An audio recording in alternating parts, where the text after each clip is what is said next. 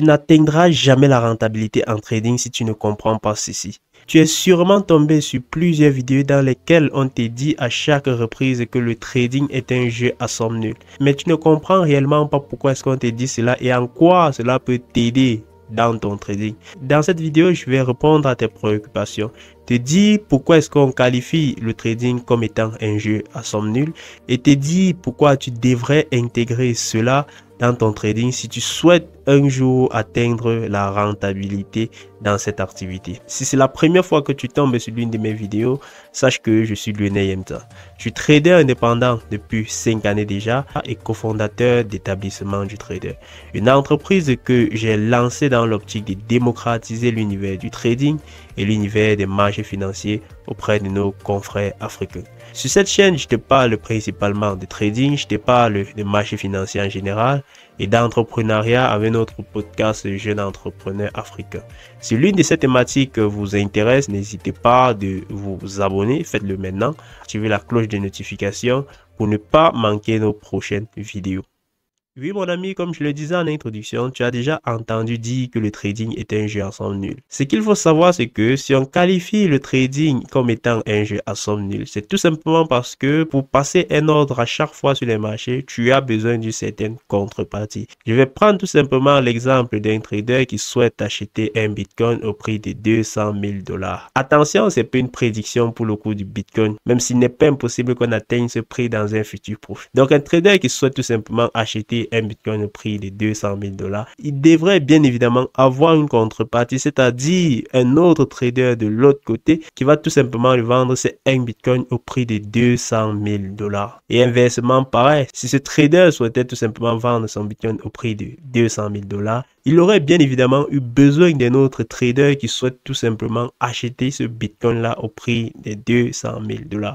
Donc, c'est le principe de la contrepartie. C'est-à-dire, à chaque fois que vous achetez un actif financier à un prix quelconque, cette transaction s'est bel et bien passée tout simplement parce qu'il y a un autre trader qui vous a vendu cet actif financier à ce prix. Et lorsque vous décidez tout simplement de vendre un actif à un prix quelconque, cette transaction est exécutée à ce prix-là tout simplement parce qu'il y a un autre trader qui a décidé d'acheter votre stock d'actifs à ce prix-là. Donc, c'est comme ça que fonctionne tout simplement le principe de contrepartie en trading. Vous comprenez tout simplement à travers cette petite explication que lorsqu'à l'issue de votre transaction, si vous gagnez de l'argent, le trader qui a servi de contrepartie va tout simplement perdre de l'argent sur cette même transaction. Et si vous perdez de l'argent, le trader qui a servi de contrepartie va tout simplement gagner de l'argent sur la dite transaction. Ah oui, c'est ça le principe d'un jeu à somme nulle. Tu me vois venir, c'est-à-dire tout ce que vous perdez sur les marchés financiers, il y a d'autres traders à côté qui ont tout simplement gagné cet argent-là. Et lorsque vous gagnez sur les marchés financiers, c'est parce que d'autres traders ont également perdu de l'argent quelque part. Quand c'est expliqué comme ceci, vous pouvez croire tout simplement qu'il n'y a rien d'inquiétant avec ce principe de jeu à somme nulle en trading. Or, vous faites erreur les amis. Si tout ce qu'un trader ne peut gagner sur les marchés financiers n'est que l'argent qui a été perdu par d'autres traders, cela sous-entend que les traders sont en perpétuel combat. Et le vainqueur n'est pas parfois le plus compétent, mais le plus malin. Et je vais vous montrer comment à base de cette théorie, le trader malin est celui-là qui finit toujours par emporter ce combat. Ce qu'il faut savoir les amis, c'est qu'il y a des adages en bourse et en analyse technique qui vont généralement indiquer les niveaux auxquels la majorité des traders vont préférer se positionner en tant qu'acheteurs et les niveaux auxquels cette même majorité des traders vont préférer tout simplement se positionner en tant que vendeurs à découvert. Et ces niveaux sont généralement les niveaux de support où la majorité des traders vont préférer se positionner en tant qu'acheteurs et les niveaux de résistance où la majorité des traders vont généralement préférer se positionner en tant que vendeurs à découvert. C'est d'ailleurs la théorie des supports et résistances. Cette théorie qui stipule qu'on achète les supports et on vend les résistances. Mais cette théorie ne s'arrête pas là. Cette théorie dit également que lorsqu'on brise un support, on risque de connaître une forte accélération baissière et lorsqu'on brise une résistance, on risque de connaître une forte accélération haussière. Et aujourd'hui, plusieurs traders et adeptes de l'analyse technique tradent uniquement sur base de cette théorie. C'est-à-dire, ils vont se contenter d'acheter les supports et de vendre les résistances. Ils vont également se positionner en tant qu'acheteur lorsqu'on va briser une résistance et se positionner en tant que vendeur à découvert lorsqu'on va briser tout simplement un support. Donc, vous comprenez tout simplement que cette théorie nous montre comment est-ce que la majorité des traders vont généralement réfléchir. Mais le problème sur les marchés financiers, les amis, c'est qu'on va généralement avoir deux profils des traders. D'un côté, on va avoir les traders particuliers, ces traders-là qui vont trader depuis chez eux et auront généralement des capitaux moins importants, généralement des capitaux en dessous d'1 million de dollars. Et de l'autre côté, on va tout simplement avoir les traders professionnels, ceux-là qui tradent pour le compte des institutions, des grandes banques. Ils vont généralement avoir des capitaux extrêmement élevés, évalués à plusieurs millions de dollars, voire plusieurs milliards de dollars. Et ce qu'il faut savoir, c'est que ces deux traders-là vont s'affronter dans la même ligue. Je t'expliquais au début pourquoi est-ce qu'on disait que le trading est un jeu à son aise. À chaque fois que vous passez un ordre sur le marché, pour que cet ordre-là soit exécuté, il faut également une contrepartie à cet ordre-là. Donc, que ce soit le trader particulier ou le trader professionnel, lorsqu'ils vont tout simplement passer un ordre sur les marchés, pour que cet ordre-là soit exécuté, il faut une certaine contrepartie à cet ordre-là. Pour les traders particuliers, la contrepartie ne va généralement pas être un problème, tout simplement parce qu'ils vont généralement ouvrir des petites tailles de position. Le véritable problème va se situer généralement au niveau des traders professionnels qui, par contre, auront les grosses tailles de position à exécuter sur les marchés financiers. C'est pour cette raison que les traders professionnels ne vont généralement pas exécuter leur position comme nous, traders particuliers. Ils vont se baser sur les théories comme celui des supports et résistance pour tout simplement identifier les niveaux où la majorité des traders seront prêts à acheter l'actif pour tout simplement vendre leur actif à ce niveau. Et identifier également les niveaux où la majorité des traders seront prêts à vendre leurs actifs pour tout simplement acheter les actifs à ce niveau. Pour que ceci soit plus explicite, je vais tout simplement vous inviter à me suivre sur mon tableau où je vais faire une petite illustration de cette théorie de support-résistance et vous montrer comment est-ce que les traders professionnels vont généralement se servir de cette théorie-là pour pouvoir exécuter les différents ordres sur le marché. Et vous montrer comment est-ce que vous également, sur base de ces informations-là, vous devez vous positionner dans le but d'éviter d'être stoppé et par la suite atteindre tout simplement la rentabilité dans votre trading. Alors, sans plus tarder, suis-moi tout simplement sur mon tableau où je vais faire cette petite illustration. Donc, je vais marquer tout simplement ce niveau comme étant un niveau de support. Vous voyez un peu. Donc, je vais marquer ce niveau en rouge dessus. Je vais marquer le niveau de support en rouge et marquer tout simplement le niveau des résistances en bleu. Ouais, un peu. Et cette théorie de support et résistance stipule que les traders vont majoritairement se positionner en tant qu'acheteurs au niveau des supports. Ouais, un peu. Je vais mettre acheteur en bleu, le signe A qui signifie tout simplement acheteur, et majoritairement se positionner en tant que vendeur à découvert au niveau des résistances web. Et comme j'ai bel et bien dit, cette théorie ne s'arrête pas là. Elle stipule également que lorsqu'on va briser un support, on va généralement s'attendre à une forte accélération baissière web. Donc, la majorité des traders ont tout simplement des ordres vendeurs à ce niveau web. Ils ont énormément d'ordres vendeurs à ce niveau. Donc, on va mettre tout simplement V pour vendre derrière ce niveau de support web. Et cette théorie stipule également que lorsqu'on va briser généralement ce niveau de résistance, on va généralement s'attendre à une forte accélération haussière.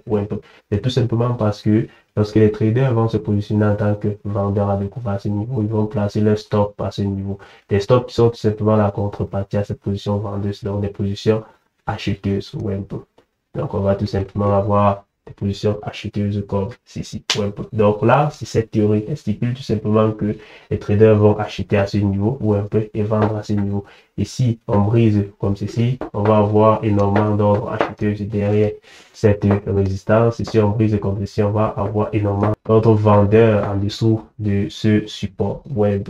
Donc, on peut généralement avoir un marché qui évolue comme ceci. Vous voyez, qui évolue comme ceci. Il évolue là. Le trader professionnel souhaite tout simplement à ce niveau ou un peu dans cette zone ouvrir énormément de positions vendeuses. Le souci, c'est qu'il ne peut exécuter ses ordres à ce niveau. Tout simplement parce qu'il y a énormément de vendeurs également là. Donc, il ne va pas facilement trouver la contrepartie à ce niveau. Il ne va pas facilement trouver la contrepartie à ce niveau. Ce qu'il va généralement faire, les amis, c'est qu'il va à ce niveau positionner également en tant qu'acheteur ou un peu faire grimper légèrement le marché. Ou un peu. Ce qui va tout simplement faire passer le marché de l'autre côté où il va avoir la contrepartie à ces différentes positions vendeuses. Ou un peu.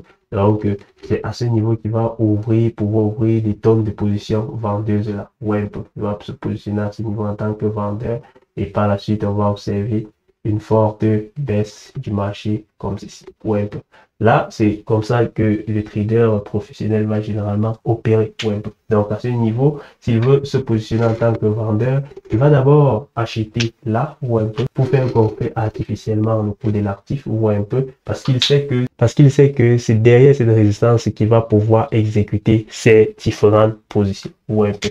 Là, c'est dans le cas où ce trader professionnel qui a énormément de positions à faire exécuter sur le marché, dans le cas où il va avoir le plus de positions acheteuses à exécuter sur les marchés, ou un peu, il va tout simplement arriver à ce niveau, se positionner en tant que vendeur là, ou un peu question de créer cette forte accélération baissière. Tout simplement parce qu'il sait qu'en dessous de ce support, il y a énormément d'ordres vendeurs là, ou un peu, il y a énormément d'ordres vendeurs là. Donc là, il va faire chuter le cours comme ceci, ou un peu, il va venir tout simplement exécuter ces différents ordres acheteurs là, ou un peu. Donc il va se positionner en tant qu'acheteur là, commencer à ouvrir ses ordres. Tout simplement parce qu'il sait qu'à ce niveau, il y avait énormément de contreparties pouvant permettre à l'exécution de sa position, ou un peu. C'est ce qui va généralement fait par la suite grimper le cours du marché comme ceci, ou un peu. Donc c'est comme ça que le trader professionnel va généralement, ou un peu, se servir de cette théorie de support et de résistance pour tout simplement exécuter ces différents ordres sur le marché. Maintenant que nous, traders particuliers, nous avons cette information, lorsque vous avez cette information que je vous partage, vous n'allez plus généralement faire dans l'anticipation parce que ce que nous constatons le plus, c'est que les traders particuliers vont généralement placer leurs différents ordres vendeurs à ce niveau. Ils vont généralement placer les différents ordres vendeurs à ce niveau. Donc, lorsque le marché sera en train de monter comme ceci, ils vont placer leur ordre là, placer leur stop là. Mais malheureusement, on va d'abord monter, les stopper avant de descendre. Donc, ce qu'on va faire maintenant, c'est qu'on va plus placer son ordre là dans l'anticipation d'être exécuté et se vanter sur les réseaux qu'on a pu prendre le bout de la mèche. Non. Ce qu'on va faire, c'est que on va tout simplement attendre que le marché prise légèrement ce support et qu'il exécute tout simplement tous ces ordres-ci.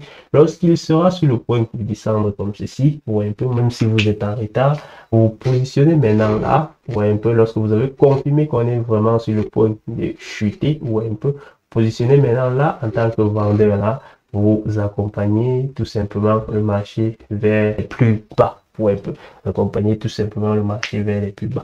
Et ça va également être le cas lorsque vous allez souhaiter plutôt acheter le support. Vous n'allez plus vous positionner à ce niveau, placer les ordres à ce niveau, les ordres limites à ce niveau en tant qu'acheteur. Non, vous n'allez plus faire cela parce que on va venir vous exécuter, venir frapper vos stops ici, vous faire sortir du marché avant de remonter. Non, vous n'allez plus faire cela. Vous n'allez plus faire cela. Vous allez attendre tout simplement lorsque le marché va revenir ou un peu briser ces supports ou un peu lorsqu'il sera sur le point de repartir. Même si vous êtes en retard ou un peu, il n'y a pas de problème. Vous allez maintenant vous positionner là. Lorsque vous serez déjà rassuré que non, on est dans cette nouvelle dynamique haussière ou un peu, et dans cette nouvelle dynamique haussière ou un peu les amis. Donc c'est comme ça que vous allez généralement vous comporter dans ces différentes structures. Si vous souhaitez tout simplement éviter d'être stoppé et par la suite avoir les résultats en trading. Les amis, on va s'arrêter là. J'espère que vous aurez appris pas mal de choses dans cette vidéo. Si c'est le cas, n'hésitez pas de nous laisser un pouce bleu. Si vous avez des questions, posez-les tout simplement en commentaire. Je répondrai à chacun des commentaires. En description de cette vidéo, vous avez le lien de la prop firm SabioTrade. Cette prop firm qui vous donne la possibilité d'élever jusqu'à 2 millions de dollars en termes de capital en un challenge en une seule étape, les amis. C'est juste magnifique, c'est juste dingue. Le manque de capital ne sera plus jamais un problème pour celui-là qui souhaite faire du trading son activité principale. Avec SabioTrade, vous avez la possibilité d'élever jusqu'à 2 millions de dollars en termes de capital en un challenge en une seule étape. Alors, clique tout simplement sur le lien Sabio Trade en description pour tout simplement prendre ton challenge. Tu as également mon numéro WhatsApp en description de cette vidéo. Si tu souhaites tout simplement me contacter pour prendre un accompagnement chez moi dans le but, bien évidemment, de faire passer ton trading à un niveau supérieur. D'ici là, les amis, je vous souhaite tout simplement le meilleur dans votre trading. À très bientôt, les gars.